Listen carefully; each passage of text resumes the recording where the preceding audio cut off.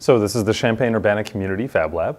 So one of my favorite ways to describe the lab is as a modern-day inventor's workshop. It's maybe like Cloudy with a Chance of Meatballs, where there's fun devices combined together in some fashion, and we do a lot of that kind of thing. Quite a few cool things have been developed in the lab. We have a lot of students who come in with different ideas.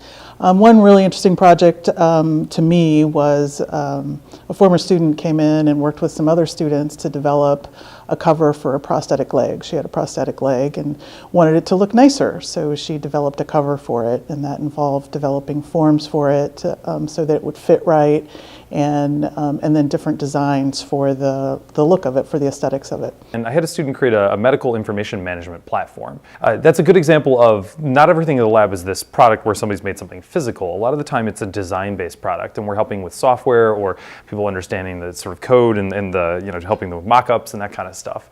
So the equipment in the lab varies from textiles to complex electronics. We have a laser etcher, engraver, 3D printers, and we also experiment and do milling. There's some woodworking tools. We have a 3D scanner system. It's best for large-scale scanning with Connect 2, but we also have a small-scale laser scanner, so you can do smaller stuff. And then we have drawing tablets. And those are important because a lot of the time people have an idea in their head and they want to get that idea out to communicate to somebody else. So things like storyboarding or sketching of your idea, or even visual notation on a picture of something that already exists. So I think that the Community Fab Lab is best positioned to allow people with no experience to come in and just tinker.